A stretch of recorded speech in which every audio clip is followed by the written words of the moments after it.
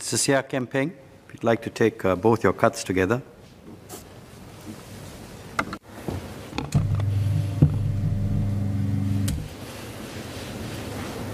Thank you, Chair. This is a year that we have set aside to celebrate women. This may seem to some of us to be an artificial effort. Why do we need a year to celebrate women when they should be celebrated all the time? Or the word celebration, isn't it condescending to celebrate women as if it's something conferred by the power of men or by institutions? All this could be true, but I feel the effort itself has merit simply because despite all the progress we've made in the last 50 years, many of the traditional inequalities still exist. Added to these are new ones of income and inherited wealth. So in celebrating women, we make gender salient. We confront biases that otherwise would not have been noticed. Unconscious bias is real, and sometimes without intending, we do great harm. In these conversations, and to make any sort of progress, it is important to have some moral clarity. One such issue has to do with apologies.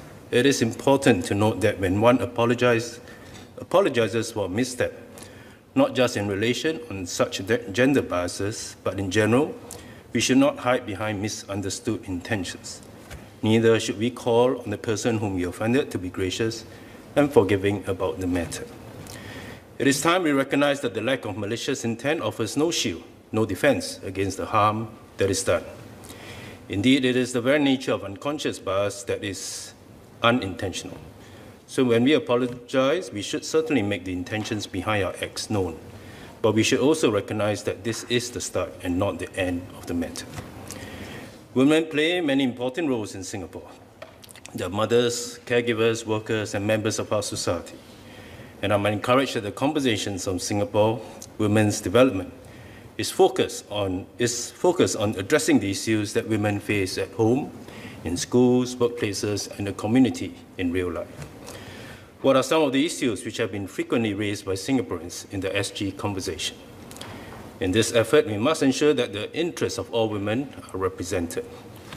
What is the profile in the conversations on Singapore women's development? In addition, the conversation takes place within a society of all of us. Actually, how many of them are men? What are their views? I recall when I served on the board of directors of Centre for Fathering for some 14 years, we had a number of women on our board. Yes, on Centre for Fathering. And the views and insights from these women board members strengthened the board and made the organization better. Actually, this year it's Centre for Fathering's 20th anniversary. Speaking of boards, wearing my NTUC enterprise hat, in preparing for this card, I also asked for some statistics on the women representation on our board. My honourable member, Ms. Mariam Jaafar, you'll be pleased to note that across the boards of 8 of our social enterprises, 36% are women. This compares favourably with Singapore Institute of Directors' target of 30% for public listed companies by 2030. We are already 36%. But these numbers show that we have made progress, but we still have some way to go.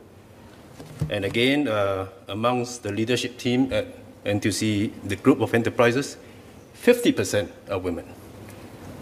So I think but there's still progress to be made. One last point. What are some of the practical ways to ensure that women enjoy the same financial freedoms as men? My next card. Given that family is the first line of care and support for many Singaporeans, we have traditionally supported and encouraged strong families.